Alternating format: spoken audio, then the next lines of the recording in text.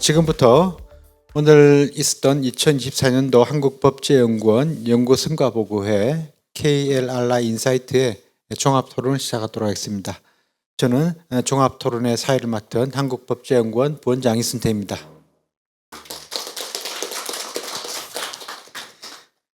네, 오늘 종합토론을 맡아주실 토론자분들을 소개 올리겠습니다. 먼저 이준우 박사님이십니다. 네, 박사님은 잘 아시는 바와 같이 저희 한국법제연구원의 선임연구를 역임하셨고 연구원에 계시면서도 연구에 있어서 우리 박사들의 연구의 중추를 책임지셨을 뿐만 아니라 연구원의 기획조정본부장을 역임하시는 등 연구원 행정에서도 아주 중요한 역할을 역임하셨습니다. 그래서 아마 오늘 또 그런 측면에서 후배들에게 또 격려와 또 채찍을 같이 해주시지 않을까 기대하고 있습니다. 네, 다음입니다. 김재관 교수님이십니다. 김재관 교수님은 한국법제연구원 출신이기도 하시고 현재 선문대학교 법경찰학과의 교수님이십니다. 김재관 교수님, 제가 연구원 처음 들어와서 행정법제연구팀에 배속됐을 때 또 팀장으로 제가 모셨던 선배 연구자이시고 잘 아시는 바와 같이 한국공법학회의 전년도 공법학회 회장을 역임하셨습니다. 그리고 현재 국토교통부 소속 중앙토지수용위원회 비상임위원이기도 하십니다. 현역으로서 여러 가지 그 학계의 다양한 논의들을 다 알고 계셔서 또 법제연구원의 한 연구 활동들이 우리 학계와 또는 뭐 정치 또는 산업계 또는 관계에서 어떠한 의미를 가져야 하는지 또 가지고 있는지에 대해서도 아마 깊이 있는 말씀해 주실 것 같습니다.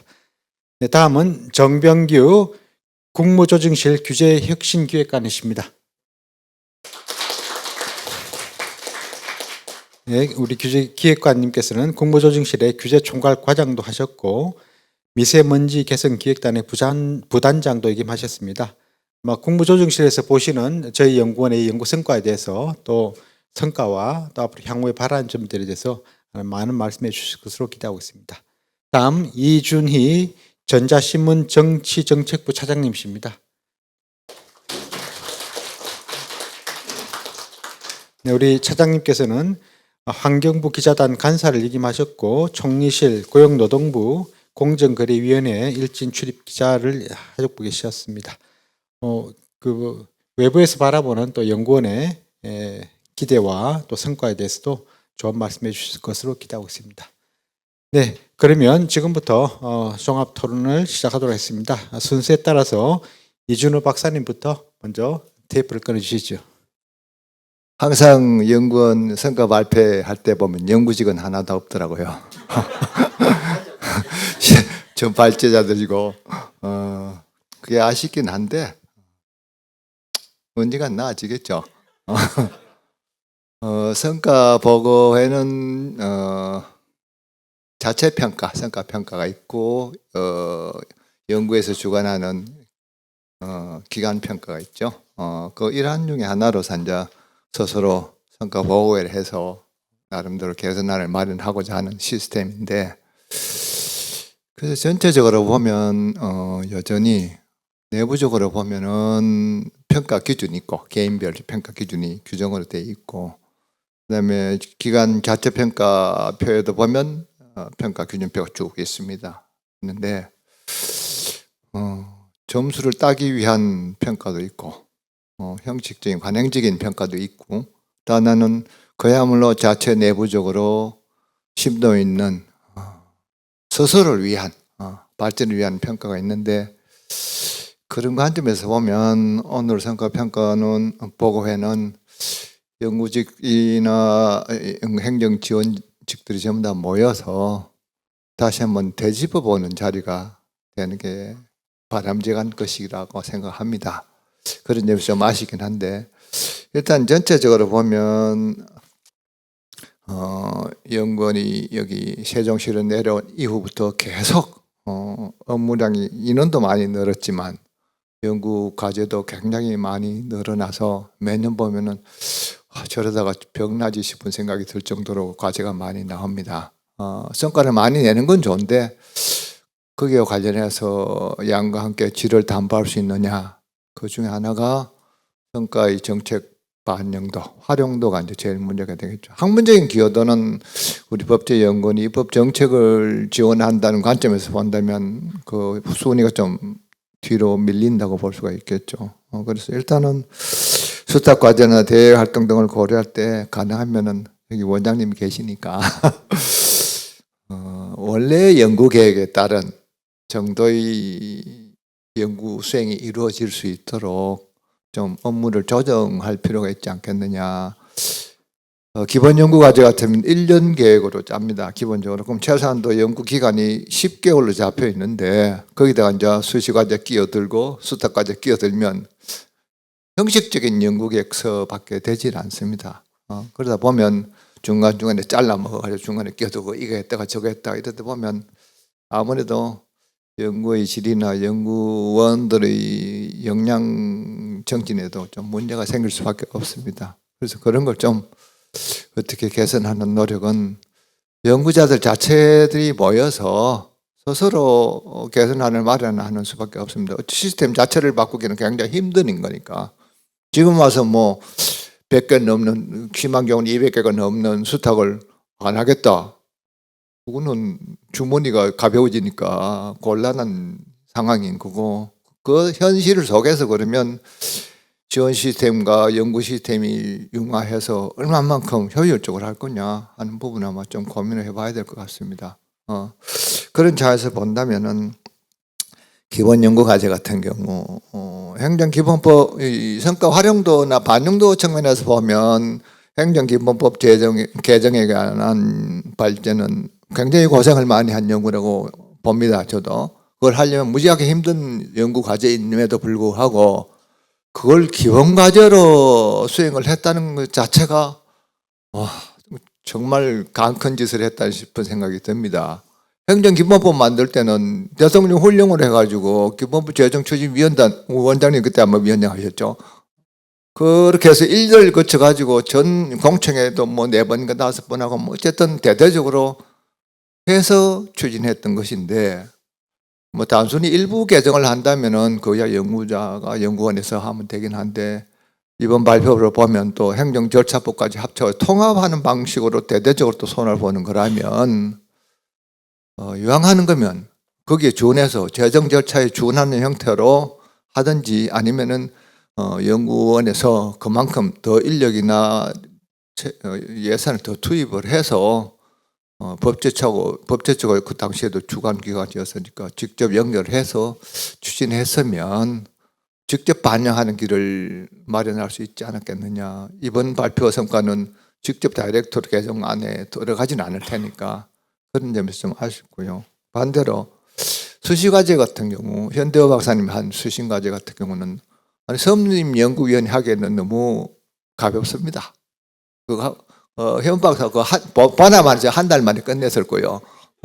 그러니까 그런 연구는 저희 부연구위원들한테 좀 맡기고 왜 그런 얘기를 하냐면 연구 과제의 우선순위라는 게 있는데 대외적으로 봤을 때 작년에 법안이 몇 개인지 모르겠지만 우리 엄청나게 입법이 요즘 폭주하고 있는 상황인데 우리 연구원에서 과연 몇 개를 핸들링 할 수 있느냐. 연구직들이 53명인가 그런데 53명이 다 달라붙어도 1년에 100개의 법률 이상을 다룰 수는 없을 거 아니겠습니까? 그렇다 치면은 몇천 개 폭주하는 입법에 대해서 우리가 그러면은 뭘 핸들링 할 거냐. 뭐 몇 퍼센트도 안 되는 거 해놓고는 우리나라의 유일한 법제 전문 국책기관이라고 폼 잡기에는 좀 그렇지 않겠느냐. 그렇다 치면 법령에 있어서 우선순위를 정할 수 있는 연구원 나름대로의 기준을 좀 가지는 게 좋지 않겠느냐 싶은 생각이 듭니다. 매년 법제처에서 입법계획을 정리해서 3월 달에 발표를 하는데 그럼 거기에서 또 우리가 선정을 한다고 하면은 우선순위 기준을 어디에 둘 거냐. 그 다음에 전공자의 전공도, 연구직의 전공도 고려 안 할 수도 없는 상황인데 그것도 고려해서 어떻게 할 거냐가 과제일 것 같습니다. 또 하나는 우리 연구는 또 일반 사업이라는 게 덩치가 어마어마하게 큽니다. 기본 연구는 12가지 하는데 일반 사업팀 자체가 한 10개는 안 되지만 9개 좀 됩니다. 그 덩치가 사업 예산 자체가 몇 억씩 돼요. 한 일반 사업 자체가 기본 연구과제 사업이 전체보다 더 많은 상황인데 이 연구과제를 그러면 어떻게 잘해서 정책 활용도를 높이고 법제연구원의 전문성을 입증할 거냐? 아주 큰 숙제입니다. 아까 발표한 일반 사업을 얼핏 하나만 봐도 저기 있네. 5명, 6명이 한 팀 속에 들어가 있는데 뭐 외부자까지 합쳐서 과제는 어마어마하게 합니다. 하면 그걸 어떻게 하겠습니까? 해서 어떻게 활용할 건데? 어떻게 반영시킬 건데? 또 하나는 일반 사업이란 것이 일단 시작을 하면 근데 AI 혁신 법제처럼 작년에 시작을 했습니다. 하면 몇 년도 할 겁니까? 제가 근무했을 때 하던 일반 사업이 아직도 있어요. 그럼 언제까지 할 건데? 마르고 닳도록? 그렇게 할 수 있는 과제냐? 처음에 우리가 국회 기획예산처 가가지고 예산 달라고 할 때는 대충 몇 년 정도 하겠습니다 하고 기본 계획을 들고 갔지 10년 넘게 하겠다고 절대 안 했습니다. 그래서 어차피 계속 하는 거라면 우리가 행정법에 대충 기본법 유형에 보면 기본계획이라는 게 있고 연도별 시행계획이라는 게 있는 것처럼 일반 사업의 경우에도 기본계획 그다음에 연도별 사업계획 그 5년 단위로 조정을 해야 될 겁니다. 왜냐하면 대통령은 임기가 5년이지만 연구원의 인사라고 하는 것은 그거보다 짧은 주기로 이루어지는 거니까 수시로 계속 보정을 해가면서 수행을 해야 될 겁니다. 그래서 그런 측면에서 본다면 현재 많이 하고 있는 사업계획 자체는 우수하지만 그걸 추진하는 과정에 있어서 현재 지금 시점에도 마찬가지 5년 단위로 끊어서 기본 계획을 계속 수정하고 그다음에 연도별 시행 계획을 계속 보완해 가면서 일반 사업하고 기본 연구 사업, 그다음에 수탁 사업을 어떻게 연계시켜서 시너지 효과를 높일 거냐 이것도 계속 고민을 해야 될 문제입니다. 그게 잘 안 되면 계속 따로 놀고 일반 사업 있는 사람은 나는 기본 연구 과제 할래. 기본 과제 있는 사람은 아니야. 팀워크는 일반 연구 사업으로 나 보내달라고 하는 소리가 아직도 아마 있을 겁니다. 그런 문제도 좀 해결해 주고 그다음 또 하나는 일반 사업이라는 것은 주된 파트를 하나로 하게 되면 거기에서 여러 가지 전공자가 모여서 팀으로 이루어야 되는 것이 맞긴 하지만 그게 우리 전공 적합도라는 평가 기준에서 봤을 때 얼마나 부합하는지도 한번 고민을 해봐야 될 것 같습니다. 현재까지는 자기 전공을 잘 찾아가서 열심히 하고 있긴 한데 이번 성과 발표를 보면은 계속 자기 전공을 찾아서 그 분야에 주성하는 사람이 있고 바뀌어서 왔다 갔다 하는 사람도 있고 이런 거니까 결국은 사람이 하는 연구니까 그 부분도 좀 조정을 해주면 좋지 않겠느냐. 연구조정위원회가 다 조정을 하긴 하겠지만 기존에 왔던 타성대로 하지 마시고 이왕 평가를 하고 성과를 확산하려고 한다면 거기에 맞춰서 좀 조정을 할 필요가 있지 않겠나. 아쉬운 건 항상 그렇습니다. 기본 연구 사업이나 수치 현황 과제가 뒤로 밀리고 수탁이 앞서면 연구 사업 전체가 질적인 수준이 떨어질 뿐만 아니라 대외적인 신뢰도 자체가 굉장히 아마 떨어질 겁니다. 그런 점 늘 우려해서 드리는 말씀이고요. 또 하나는 굳이 연구원에서 해야 될 부분은 연구원 차원에서 보면 98년에 경영혁신을 해가지고 연구의 시스템이 도입이 됐어요. 벌써 20년이 넘었잖아요. 그리고 5개 연구회로 시작했던 것이 이제 2개 연구회로 통합돼가지고 돌아가고 있는데 완전히 변질됐다고 봅니다. 저는. 그다음에 그 당시에 54개 정부 출연 연구기관의 규모나 성격하고 지금의 연구기관의 성격이 완전히 달라졌다고 봅니다. 그렇다 치면은 연구원도 달라져야 되겠죠. 연구회는 망가지고 있지만 연구원은 달라져야 될 거라고 봅니다. 그런 점에서 보면 여기 원장님을 비롯해서 연구직과 행정직이 매년 자체 성과 자체 평가 보고서를 만들 때 98년 이래로 우리가 계속해서 5년, 4년 동안 일당한 이유가 있습니다. 합숙을 들어갔는데 전 직원 비상대기 일주일 동안. 그 다음에 연구팀장 이상 그 안에 전부 다 숙식을 같이 했습니다. 하면서 했던 거는 물론 평가를 잘 받기 위한 보고서를 쓰는 게 있지만 자체 반영을 굉장히 많이 했습니다. 기준표에 맞춰서 보면 안 맞는 거죠. 정책 반영도 따져보니까 아니 보고서에서 그러면은 우리가 보고 정책 반영이 되는 건 법안으로 반영이 되는 건데 그럼 법정은 몇 개 썼냐고 도대체 보고서에. 그다음에 대외활동 했을 때 국가적 차원의 위원으로 가가지고 이런 법이 필요하고 이러니까 우리가 하는 발언을 몇 번이나 했느냐. 이런 것들 등등을 따져보면 안 되겠더라고요.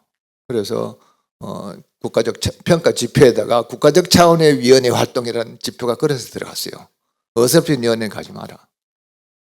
그 차원에 가서 직접 연구 보고서도 중요하지만 연구 과정에서 자기가 가지고 있는 입법 쟁점을 연구위원회 가서 직접 얘기해 버려라. 그게 100% 성과 반영입니다. 그걸 평가 지표에도 넣었어요. 나중에. 아니 그걸 넣어야지 뭐 보고서 가지고 얘기하냐고. 그런 등등이 있는데 그런 차원에서 기관평가 지표란 것은 굉장한 고민을 해서 만든 지표입니다. 그거는 국무총리실 및 연구회가 앞으로 54개 연구기관을 어떤 방식으로 이끌어 갈 것이냐는 집 가이드라인이거든요.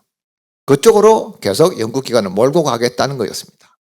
그래서 거기에 맞춰서 우리가 활동을 할 수밖에 없고 그러다 보면 객관적인 평가를 우리가 스스로 할 수 있어야 됩니다.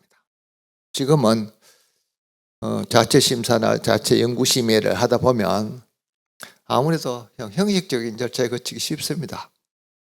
형식적으로 거쳐왔어요. 지금도 아마 그럴 거라고 보는데 그럼 그건 그렇다 치더라도 그걸 보완하는 방법은 뭐냐 이런 걸 아마 좀 고민을 하실 필요가 있습니다. 여기 뭐 연구본부장들하고 부원장 다 있으니까 그 점 고려해서 하시면 되고요. 나머지는 뭐 연구 과제 부분에 대해서는 제가 뭐라고 안 하겠습니다. 어차피 열심히 해서 발표를 한 거니까. 다만 이 발표는 성과 확산을 위한 보고회가 아니고 자체 평가를 위한 보고회니까 가능하면은 그런 관점에서 앞으로는 연구개혁 수립이나 연구 추진 방식이나 이런 것들을 좀 달리해서 기관의 가이드라인을 좀 마련해 주는 게 좋지 않겠느냐 하는 관점에서 좀 접근을 해 주시면 좋지 않겠느냐. 일반적인 최종 보고회 심사하는 경우에는 연구소 보완을 위해서 이것이 필요하고 뭐하고 저것도 필요하다고 얘기를 하는데 이 보고회만큼은 다음 연구에서는 이런 방식보다는 저런 방식으로 좀 보완하는 것이 좋지 않겠느냐는 쪽으로 서로 점검을 했으면 좋겠습니다. 말이 길었습니다. 감사합니다. 네, 감사합니다. 우리 이 성과 보고에는 사실 이게 뭐 이미 다 우리 연구가 작년 다 종료됐고 기관 평가, 연구 평가까지 지금 다 받은 상태에서 이건 약간 연구 성과를 확산한다는 차원이 좀 있긴 한데 우리 이준우 박사님께서 그 성과 보고의 형식이라는 이런 내용들에 대해서 조금 더 개선했으면 좋겠다는 취지로 의견도 주신 것 같습니다. 그리고 뭐 일반 사업이라든지 여기에 대해서 좀 시스템에 대해서 좀 한번 고민해 봤으면 좋겠다는 의견도 주셨고 제일 좀 느낌이 오는 게 현 박사님 하신 과제에 너무 고참이 너무 그렇게 해서 과제 우선순위가 그렇게 높지 않은 과제를 하셨다는 게 아마 인력이 조금 그렇게 쓰여진 게 대해서 아쉬운 마음을 표시한 것 같습니다. 네, 듣고 오늘 주신 의견들을 잘 반영해서 또 저희들 발전하는 데 검토하도록 고려하도록 하겠습니다. 다음은 김재강 교수님께 부탁드리도록 하겠습니다. 예, 방금 소개받은 서문대학교 김재강 교수입니다.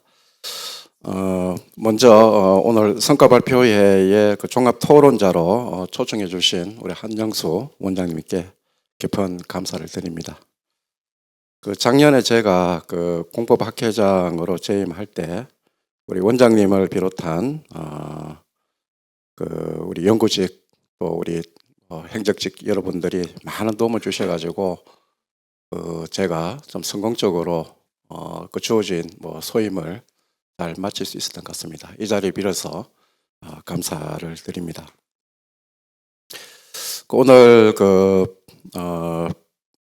이 발제자 이분들이 아주 이렇게 좋은 발표를 해주셨는데 이 영상 발표도 상당히 좀 인상적이었던 것 같습니다. 앞으로는 이 카메라 테스트 이런 것도 좀 필요한 거 아닌가. 오늘 박세훈 박사님하고 이유봉 박사님 영상을 보니까 상당히 좀 카메라에 잘 받는 것 같아요. 부럽기도 하고 좀 그렇습니다.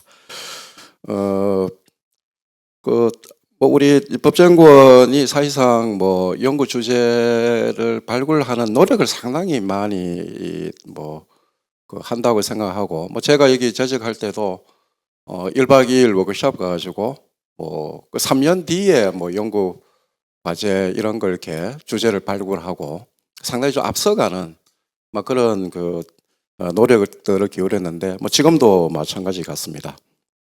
상당히 좀 시의성도 있고 또 입법 정책적으로도 상당히 중요한 그런 연구 주제 중심으로 선정이 잘 됐고 연구가 잘 이루어졌다고 이렇게 생각을 하고요. 무엇보다도 이제 좀 국내적으로 중요한 이슈들, 예를 들면 행정기본법 관련한 통합 문제라든가 또 이 규제 혁신 문제, 영원한 숙제 같은 그런 건데 그런 것도 상당히 이렇게 좀 연구가 심층적으로 이루어졌고 그리고 또 우리 연구원이 지향하는 게 또 글로벌한 이런 측면들을 강조해 왔는데 인공지능이라든가 또 기후변화 이런 것들은 또 그런 측면에서 또 이렇게 의미가 있고 양자가 잘 이렇게 조화를 이루고 있다 이런 생각이 들고 앞으로도 계속적으로 이런 방향성을 좀 유지됐으면 좋겠다 하는 그런 생각을 해봤습니다. 소년 박사님 발표한 걸 이렇게 보니까 상당히 좀 이렇게 고생을 많이 하신 것 같아요. 원장님도 행정기본법 만들 때에 또 이렇게 산파역을 하셨지만은 제정할 때에 행안부가 상당히 좀 소극적으로 이렇게 나와서 좀 이런 문제가 불거진 거 아닌가. 그때 좀 적극적으로 나왔으면은 상당히 좀 이렇게 좀 진인보라한 그러한 법안이 이제 만들어질 텐데 지금 이제 통합법을 제정하자는 것은 어찌 보면은 우리 행정기본법 자체가 말 그대로 행정법전은 아니잖아, 그죠? 늘 숙제를 갖고 있는데 그런 것들을 이렇게 그런 숙제를 좀 해결하자고 하는 상당히 도전적인 그런 목표를 가지고 연구한 것이고 그리고 통합 법안을 이제 마련할 때에 검토해야 될 사항도 보니까 상당히 아주 이렇게 깊이 있는 그런 연구가 이루어진 것 같아가지고 앞으로 이 연구를 통해 가지고 앞으로 통합 법안을 마련할 때는 상당히 이제 기여도가 크지 않겠는가 이런 생각을 합니다. 그리고 현대호 박사님 발제는 저는 이준우 박사님 의견하고 조금 반대인데요. 제가 본래 이준우 박사님하고는 거의 뜻을 같이 하는 편인데 제가 이제 작년에 공법학자대 할 때에 주제 선정할 때에 물론 그 전에 이제 좀 정하기도 하지만은 제가 인공지능하고 기후변화 이 두 가지를 굉장히 고민을 좀 많이 했었습니다. 그러다가 이제 인공지능으로 이제 그렇게 결정을 해서 그 주제 위주로 이렇게 했지만은 저는 기후변화도 상당히 이건 인류적인 그런 문제이기 때문에 상당히 좀 중요하다고 보고 물론 이제 이준우 박사님께서 말씀하실 때는 요 이제 연구 주제 자체가 조금은 좀 한정적이지 않는가 하는 그런 건데 이거는 좀 보기에 따라 좀 다르지 않는가 이런 생각이 들고요. 그리고 이제 현도 박사님께서 기후변화 적응법 제정 방안을 이렇게 언급을 하셨는데 저는 이 법안도 상당히 좀 의미가 있는 거 아닌가. 제가 연구 보고서를 보지를 않아 가지고 이 법안에 대해서 뭐 어떠 언급돼 있는지를 알 수는 없는데 앞으로 이 법안에 대한 뭐 어떤 뭐 추후 연구라든가 이런 것들이 되어지면은 좀 기존에 있는 기후 변화 관련한 법제들과 조금 이렇게 완결적인 게 되고 그 우리도 좀 능동적으로 이렇게 대응할 수 있는 그런 계기가 되지 않겠는가 이런 생각이 듭니다. 그리고 이봉 박사님께서 이제 발제하신 그 AI 영향 평가 관련해 가지고 뭐 작년에 저희들하고 이제 또 이렇게 이 발을 맞춰 가지고 인공지능 관련한 연구를 했는데 아무튼 뭐 입법연구원에서는 뭐 이 분야에 상당히 좀 앞서가고 있고 많은 연구 성과를 가져왔는데 특히 AI 영향 평가 관련해 가지고도 지금 뭐 이렇게 상당히 선도적으로 이렇게 좀 앞서가는 그런 인상을 이렇게 받았습니다. 뭐 이용 박사님께서 그 발제문에 보게 되면은 그 5가지 AI 영향 그 평가 유형에 대해 가지고 언급을 했는데 이게 이제 좀 분야별로 이렇게 좀 뭐 이렇게 언급이 되어 있는 것 같고 이게 어떤 특별한 기준에 따른 것인지 그 부분에 조금 궁금한 점이 있고요. 제가 이제 그 유럽연합 인공지능법을 이렇게 좀 보니까 작년 파리 가가지고 이제 그 유럽연합 인공지능법을 만든 분도 이렇게 좀 같이 그 세미나에 참여해서 뭐 얘기도 좀 들어보니까 일단 그 유럽 인공지능법 같은 경우는 유럽연합의 어떤 가치, 정신 이런 것들을 상당히 좀 녹여낸 우리가 잘 아는 그 GDPR도 그런 거잖아, 그죠? 저는 우리가 그 인공지능법을 뭐 이제 작년 말에 급하게 이렇게 만들었지만은 좀 뭔가 이렇게 좀 그런 정신들을 좀 이렇게 포함하는 단순히 뭐 어떤 기술적이고 산업 발전 뭐 이런 쪽이 아니라 조금은 그런 고민이 좀 필요하지 않겠는가. 어떤 글로벌 스탠더드를 좀 이렇게 제한하는 그런 방식으로 좀 발전도 좀 필요하지 않는가 생각이 들고요. 네, 그런 점에서 이 AI 영향 평가 유형 관련해 가지고는 그 유럽 연합은 이제 위험도 가지고 이제 하는데 제가 볼 때는 그게 조금 심플한 거 아닌가 싶기도 하고 너무 이렇게 복잡하게 되면은 그 자체가 이제 또 이렇게 힘들어지는 거니까 뭐 어떤 그런 기준을 정할 때 어떤 기본적인 어떤 뭐 그런 기준도 좀 필요하지 않겠 생각 들고 그게 미국 OMB의 정책 사례도 그런 거 아닌가 생각이 됩니다. 그런 점을 좀 감안 하시면은 뭐 좋지 않겠는가 이런 생각이 듭니다. 그리고 아무튼 뭐 이 연구는 상당히 깊이 있게 뭐 국제적인 동향이라든가 이런 것들을 상당히 상세하게 연구해서 뭐 앞으로의 관련 연구에 많은 도움이 될 걸로 생각이 됩니다. 그리고 박세훈 박사님의 그 교재 혁신 법제 연구는 이것은 뭐 이렇게 뭐 엄청난 이게 사업을 했는데 박세훈 박사님이 지금 뭐 눈도 별로 안 좋은 것 같은데 이렇게 연구 열심히 해도 되나 좀 걱정도 됩니다. 뭐 상당히 아주 이렇게 다양한 뭐 분야별로 이렇게 연구를 했는데 또 많은 또 성과도 이렇게 있다고 생각하고요. 그리고 뭐 이 규제라고 하는 거는 뭐 그 4대 거짓말 중에 이제 하나 뭐 규제 뭐 계획하겠다 하는 거는 사실상 되게 이렇게 어쩌보면은 뭐 도달하기 어려운 그런 점인데 그러나 이제 우리 연구를 통해 가지고 이제 그런 부분들이 이제 좀 불식될 수 있는 계기가 되기를 이렇게 바라고요. 그리고 저도 이제 요 규제 관련해 가지고 뭐 하나 좀 제안하고 싶은 거는 그 규제 혁신의 어떤 철학이라든가 어떤 기본 방향 이런 것들을 좀 단단하게 정립할 필요가 있지 않느냐. 우리 법제연구원이 보는 거. 그 KDI 같은 경우는 최병선 교수님이신가요? 그분이 94년도에 아마 규제 관련한 그 책을 내고 그 뒤로 개정을 안 하는데 제가 물어봤습니다. 왜 이렇게 개정을 안 하냐 하니까 뭐 개정의 필요성이 없다 이렇게 얘기를 하시더라고요. 어쩌보면은 뭐 규제 관련한 뭐 많은 어떤 그런 뭐 이 관련 저서들이 발행은 됐지만은 어쩌보면은 본질적인 측면은 바뀐 건 아니지 않는가. 저는 우리 법제연구원에 이제 좀 주문을 한다면은 어떤 교재 혁신의 철학, 기본 방향 이런 부분들을 좀 탄탄하게 정립하고 뭐 그런 걸 토대로 해가지고 이렇게 연구들이 좀 일관성 있게 이루어지면 더 좋지 않겠는가 그런 생각을 했고요. 그리고 아까 우리 그 구봉규 과장님께서도 잠깐 언급하셨는데 결국 이제 우리가 이제 이런 연구를 하고 특히 교재 같은 경우는 입법에 반영되는 게 상당히 좀 중요하다고 생각됩니다. 그래서 이러한 연구가 입법에 어떻게 반영됐는지 그런 것도 좀 모니터링이 필요하지 않겠는가. 뭐 된 것은 된 것대로 또 안 된 것은 안 된 거로 왜 안 됐는지 이런 것도 한번 뭐 토론도 좀 할 필요가 있는 거 아닌가. 그 뭐 교재 뭐 혁신 포럼 같은 경우에서도 좀 이런 실질적인 내용 중심으로 하면은 그것도 좀 의미 있는 거 아닌가 이런 좀 생각을 했습니다.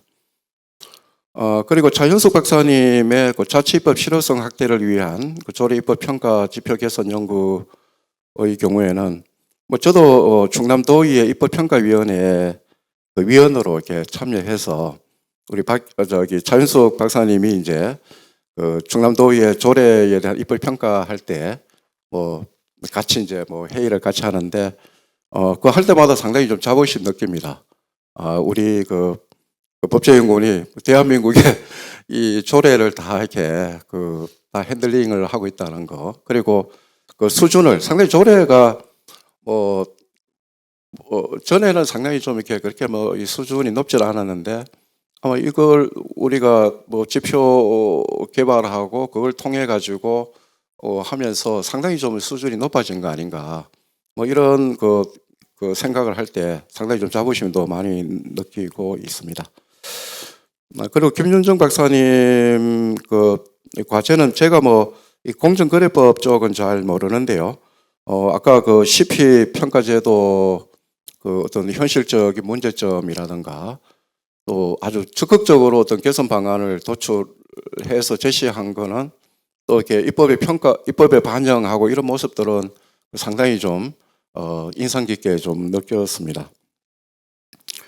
그리고 최유 박사님, 예, 그 북한 재정 금융법제 현황과 시사점 관련해 가지고는 사실상 우리 법제연구원의 이제 뭐 특징이라고 하면은 그 북한 법제 연구하는 거 하나 하고 그다음에 이제 예를 들면은 뭐 법사 뭐 이런 부분들을 이제 연구하는 그런 것들인데 아무튼 북한법에 대한 뭐 지속적인 또 연구가 계속되고 있어가지고 뭐 그 점은 상당히 좀 바람직하지 않는가 좀 이런 생각이 듭니다. 마지막으로 아무튼 오늘 발표해 주신 뭐 연구직 여러분들 굉장히 고생 많으셨고 내용적으로도 아주 이렇게 알찬 그런 그 발제가 되지 않는가 생각되고 앞으로도 뭐 오늘 이제 뭐 여기 또 외부에서 또 두 분이 오셔서 말씀하시겠지만은 뭐 그런 것들을 좀 반영해서 보다 좀 발전된 뭐 지금도 훌륭하지만은 뭐 그러한 성과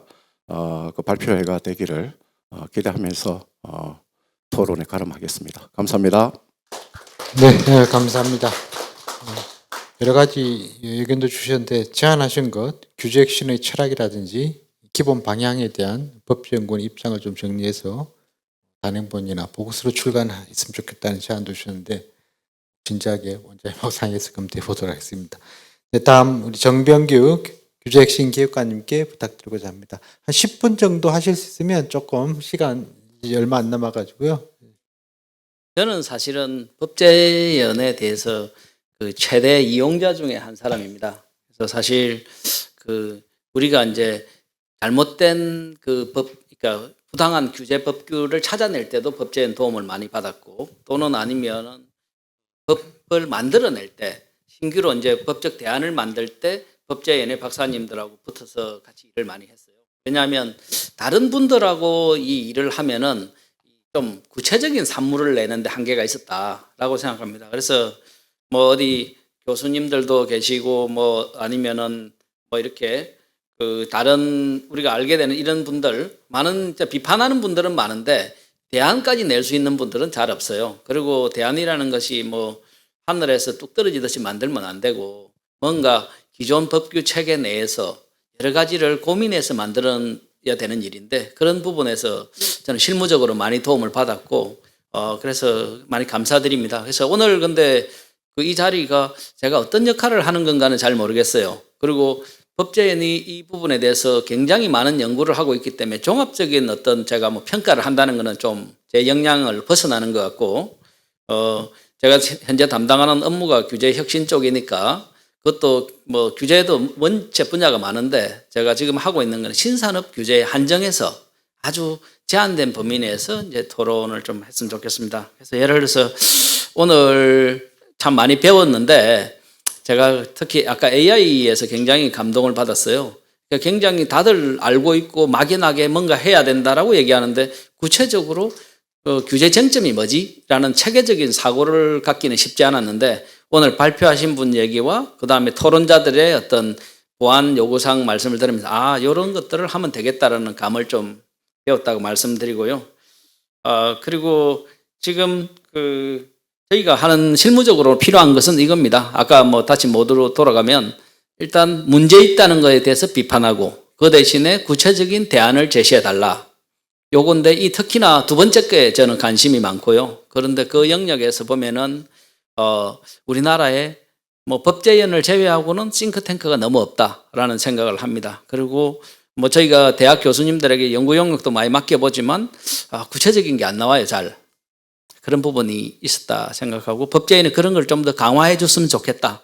그런데 아까 우리 이준호 박사님 말씀하셨듯이 법제연은 기관 스스로도 또 어떤 고민과 뭐 해야 될 일들이 기본사업, 아까 뭐 일반사업 등등 많이 있으시니까 정부의 현 실무적인 수요를 충족해드리는 데는 또 아마 한계가 있을 것 같고 그런데 우리 공무원이 바라보는 법제연은 실무적으로 무슨 도움이 되지라는 게 제일 중요합니다. 다른 그 교수님, 학교의 연구자들이 제공할 수 없는 그 독자적인 영역이 아닐까라고 생각을 하고요. 그래서 우선 신산업 관련해서 간략하게 제가 앞으로 법제연에서 연구해 주셨으면 하는 숙제를 2개만 말씀드리겠습니다.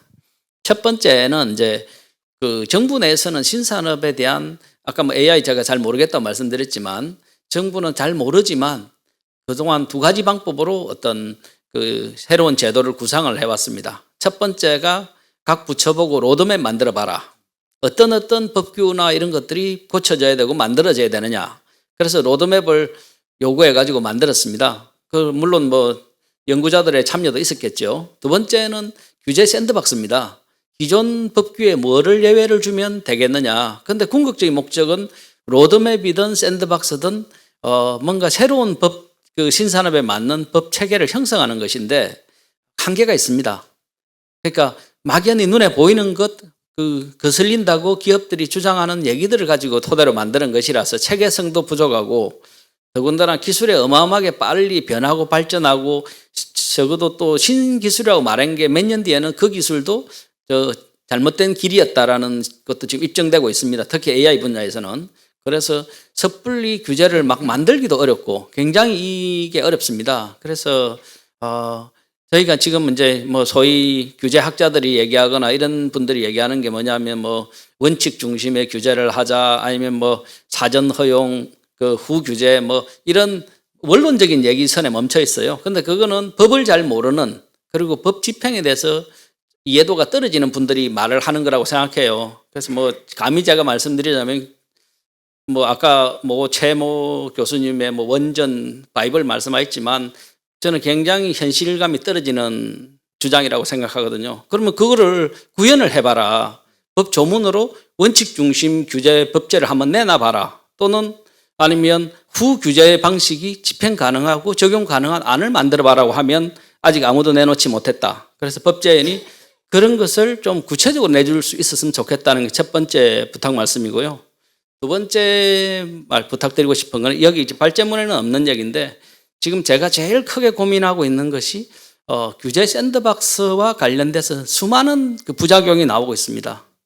여기 예를 들어서 뭐 그 개별 입법을 통해서 마구잡이로 만들어지고 있고 또 그 내용을 보면은 샌드박스는 빨리 뭔가 특례를 줘야 되는데 굉장히 느립니다. 특례 주는 게. 그러려면 샌드박스가 기존 규제 개선과 뭐가 차이 나냐는 말도 나오고 또 어떤 거든 간에 일종의 샌드박스가 특례라면은 행정법상으로 보면 어떤 일종의 허가 처분 비슷한 건데 처분이 뭔가 불만이 있으면 이의제기를 할 수 있는 구조가 되는데 그것도 없는 경우도 많고 그래서 그에 대해서 통제할 수 있는 장치도 없고 또 이 샌드박스 관련해서는 특히나 기존 이익집단들과 갈등이 많은데 아까 어떤 분이 말씀도 하셨지만 갈등에 대해서 조정할 수 있는 체계가 없습니다. 지금 뭐 이케아 서비스 산업 발전법에 제시됐던 정도의 뭐 조정위원회인가 뭐 그런 정도의 컨셉만 있지 그렇다면 조정 기구를 설치만 한다고 해서 될 문제가 아니고 법률적으로 필요한 것은 뭐냐면 일종의 판단 기준이 필요합니다. 그런 기구를 만들어서는 어떤 심사 기준에 따라서 어떤 절차로 어떤 의결 형태로 해서 진행할 것이냐 이런 것에 대해서 뭔가 구체적인 대안이 나와야 된다. 그런 생각이 들고요. 그것을 저는 법제위원회에서 아까 제가 정리하자면 아까 말씀드린 어떤 그런 신산업에 대해서 막연하게 학자들이 주장하는 어떤 방향성을 어떻게 구체적으로 개별 산업법을 만들어낼 거냐 좀 제안을 해 주셨으면 좋겠다. 두 번째는 샌드박스 관련돼서 지금 이렇게 흐트러져 있는 것을 지금 뭐 제 개인적인 생각은 특별법 만들어야 하나 개별법들이 마구 만들어지더라도 이를 통제할 수 있는 특별법 만들어서 상위에서 관리해야 하나 그 생각 지금 하고 있는 중인데 뭐 일종의 그런 연구들을 좀 해주시면 좋겠다 이런 생각을 합니다. 이상으로 마치겠습니다. 네, 감사합니다. 법제연구원 사용자로서 저희 법제연구원에 요구하신 내용들이 있고 그동안 여러 가지 도움을 받으셨다니 참 기쁘기도 하고 또 책임도 무겁습니다. 주신 내용들 잘 검토해서 또 반영할 수 있도록 했으면 좋겠습니다. 네, 다음 이준희 차장님께 마이크를 넘기겠습니다. 네, 반갑습니다. 전자신문의 이준희 기자입니다. 이 자리 초청해 주셔서 원장님 비롯한 모든 분들께 감사드리고요. 전 전자신문에서 정치정책부에 있어요. 그러니까 정책을 주로 하는 정책팀에 있지만 정치도 아우르는 부서에 있다 보니까 입법 동향이나 이런 것에 대해서 관심이 좀 많이 있고요. 개인적으로 저는 이제 환경부 간사로 작년 5월에 선출이 됐고 내년 5월까지 합니다. 그러다 보니까 장차관 수시를 좀 보고 산하기관장들도 그렇고 법안에 대한 얘기를 많이 해요. 정부 입법에 대해서도. 그리고 그 외에도 총리실도 일진으로 지금 출입을 하고 공정거래위원회, 고용노동부 등등을 출입을 해요. 그래서 오늘 어떤 걸 좀 선택을 할까 고민을 좀 많이 했어요. 그러다가 사실 총리실 하다 보니까 규제혁신도 관심이 있고 공정위에서 최근에 AI 관련해서 세미나 같은 것들도 부산에서 작년에 제가 갔다 와서 취재도 했었고 그리고 CP 관련해서도 최근에 브라운백 미팅 했거든요. 그래서 뭘 할까 좀 고민을 하다가 아까 우리 이준우 박사님께서는 이렇게 말씀하시겠지만 저는 기후변화의 감시 및 예측에 관한 법제연구 이쪽으로 좀 말씀을 드려볼까 했어요. 왜냐면은 아까 우리 이 박사님이 했던 고민하고 좀 연장선상에 하나 있어요. 저는 이 연구가 굉장히 시의적절했다고 보는데 좀 더 이거 빌드업을 했으면 좋겠다라는 차원에서 요거를 말씀드리고자 하고 왜냐면은 제가 그 대학원 다닐 때 저희 지도 교수가 작년에 요 관련된 법이 10월에 시행됐거든요. 근데 10월에 시행되기 전에 관련 포럼을 기상청 등등이랑 대전에서 할 때 기조 강연을 했어요. 저희 지도 교수가. 해서 관심이 좀 많이 있는 제 랩실에서도 있던 건이라 요거를 좀 말씀드리고자 하고 요거를 저는 어떻게 빌드업 했으면 좋겠느냐라는 거를 뒤에 혹시 보이는데 기후테크 이니셔티브 차원에서 이걸 좀 끌고 갔으면 좋겠다 라는 좀 생각을 해요. 기후테크 이니셔티브가 뭐냐면은 제가 1월에 전자신문에서 그 국회에서 요거를 출범을 시켰거든요. 여야 국회의원 2명씩 해서 총 4명이 여기 참여를 했고 예결위원장 박정희원 예결위원장 그리고 행안위에 있는 유성곤 의원 그리고 둘 다 이제 민주당이고요. 그리고 여당에서는 산자위에 있는 김성원 의원 참여하고 또 기후특위 있고 한 그 기후 전문가 김소호 의원에서 4명이 참가를 하고요. 기후변화 관련해서 기후테크 탑티어 기업을 어떻게 우리가 육성할 수 있을지 그런 거에 대한 입법 활동을 적극적으로 하는 차원에서 출발을 했고요. 당연히 그때 발족할 때 환경부 장관도 왔고 실장 사람 많이 들어왔어요. 그래서 전문가분들도 카이스트 또 프랑스에 있는 교수 고려대 서울대에서 이 분야 하는 대학원장급 분들이 또 오셔서 좋은 말씀 주셨는데 기후테크 이니셔티브 차원에서 이걸 좀 어떻게 좀 끌고 갔으면 하는 바람을 좀 전해보고자 합니다. 예. 되나요? 넘겼으면 좋겠는데 PPT를 요거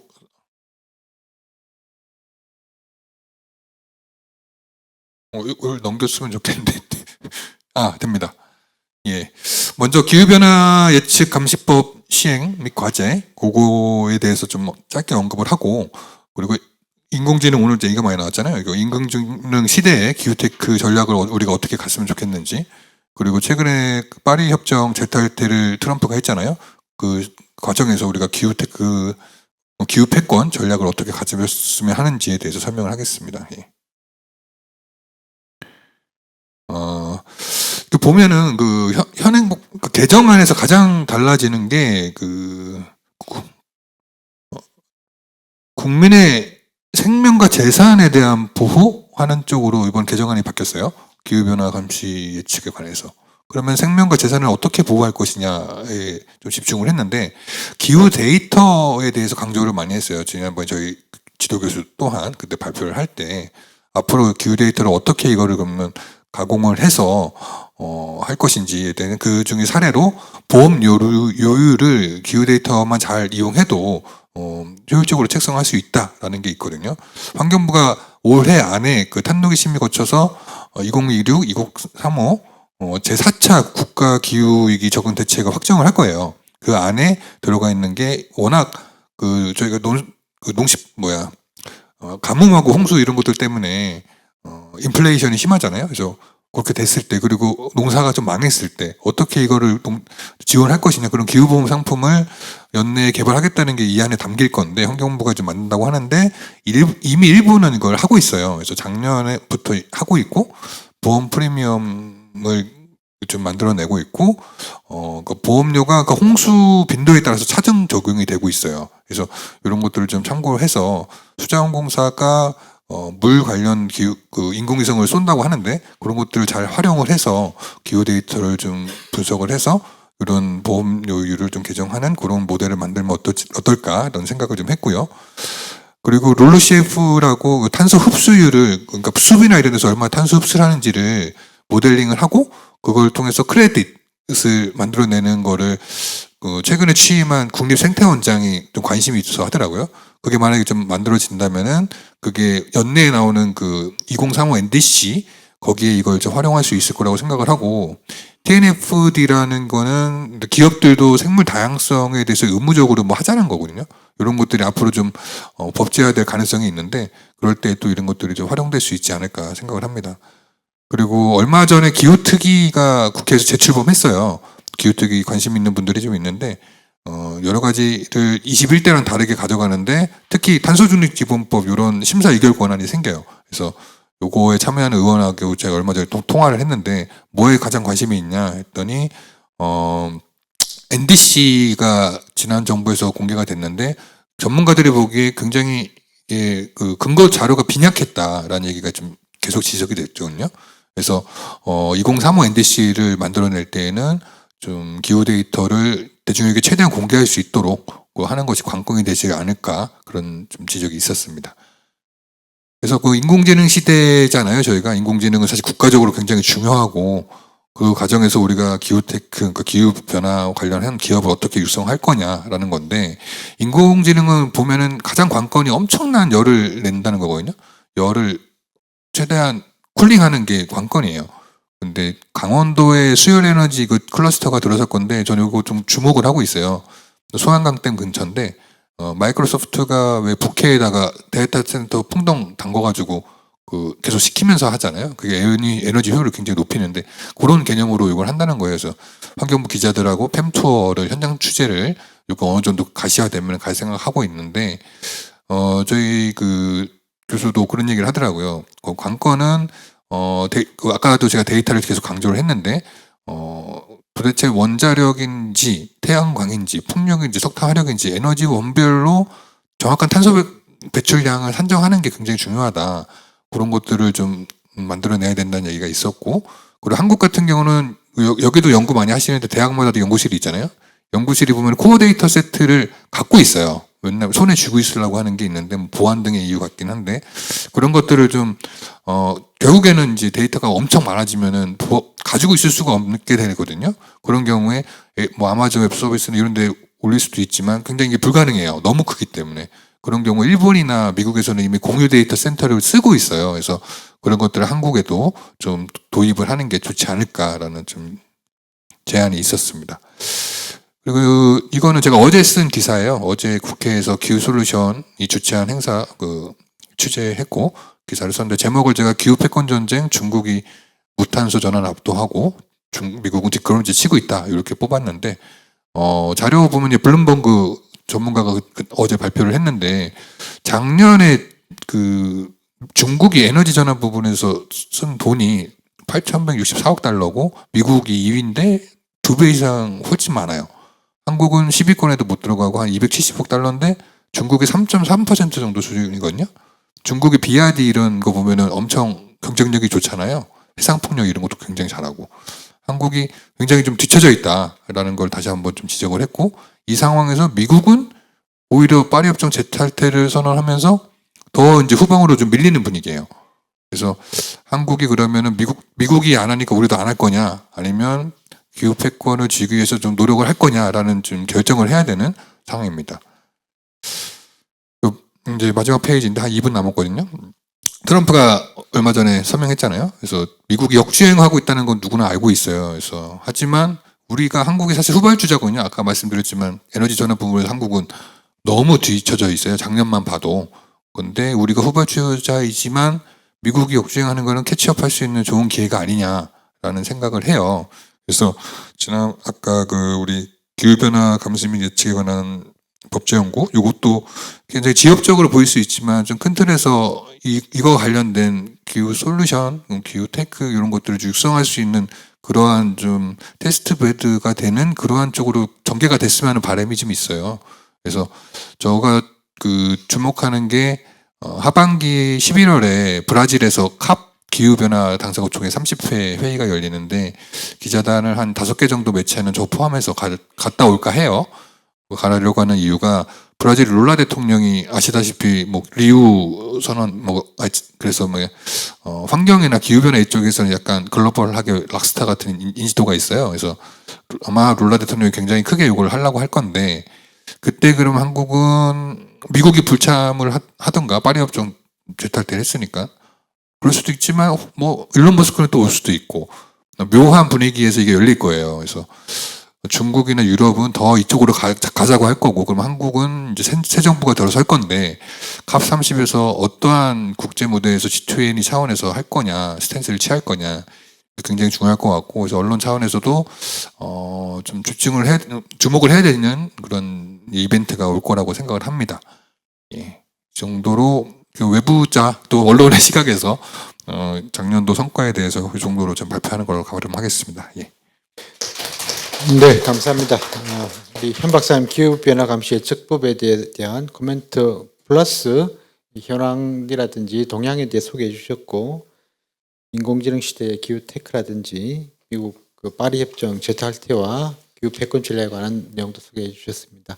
이런 내용들은 저희들 기후변화 ESG 법제 팀이 또 따로 있어서 팀들에서 또 말씀해 주신 내용들을 가지고 연구를 진행하면 좋겠다는 생각이 듭니다.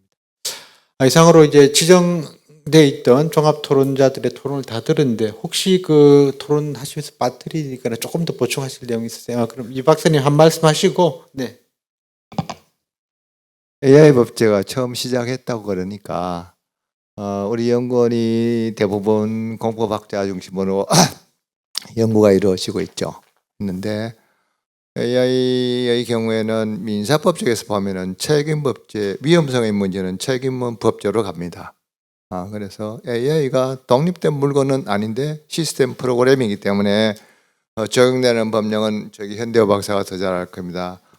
그럴 경우에 책임을 위험물 책임법제로 갈 것인지 일반 민사 책임으로 갈 건지 상사법제로 갈 것인지 하는 부분은 상업적인 산업적인 부분에서 발생하는 문제이고 그다음에 공법적 분야에서는 공공 부분에서 AI를 사용했을 때의 문제가 발생하는 것은 공법에서 해결할 문제이고 또 하나는 산업을 진흥을 한다고 치면은 AI 진흥법제가 될 겁니다. 그래서 크게 카테고리를 좀 나눠서 필요한 입법 사항을 쭉 한번 정리를 해볼 필요가 있습니다. 그러고 나서 영혼의 인력과 예산과 계획에 따라서 우선순위를 정하면 처음 시작하는 AI 법제지만 완결성을 가지고 짜임새 있게 할 수 있지 않겠느냐 싶어서 첨언을 했습니다.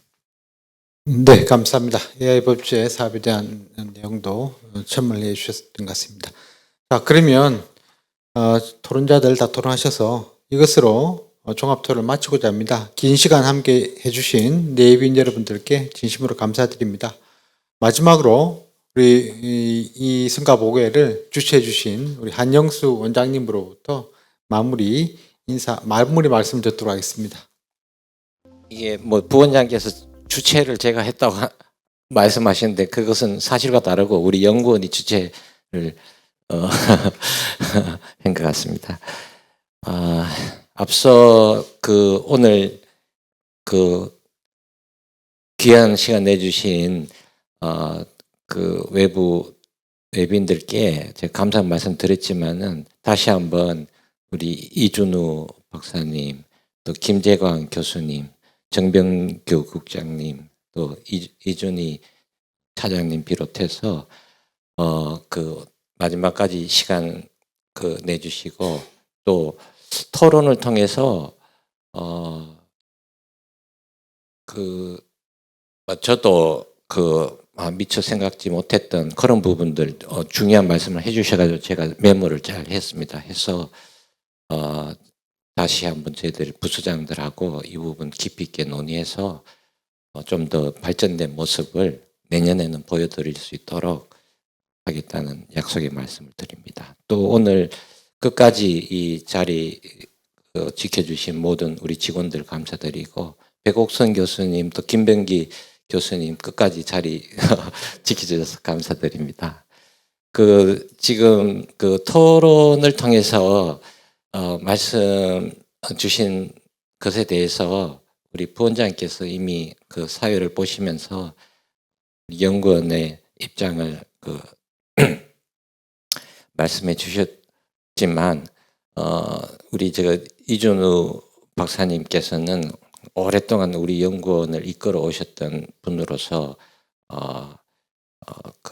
연구원이 고쳐 나가야 될 또 개선해 나가야 될 부분에 대해서 좋은 말씀 주셨고 특히 수탁 과제에 너무 치중해서는 안 된다는 그 말씀은 저희들도 좀 새겨 듣고 그래서 저는 이제 다 우리 직원들이 우리 연구자들이 조금 그런 것들 서로 좀 짐을 나눠 가지는 방식으로 이 문제를 해결해 나가야 되지 않느냐 그런 생각을 좀 가지고 있고 그렇게 좀 했으면 하는 마음을 가지고 있습니다.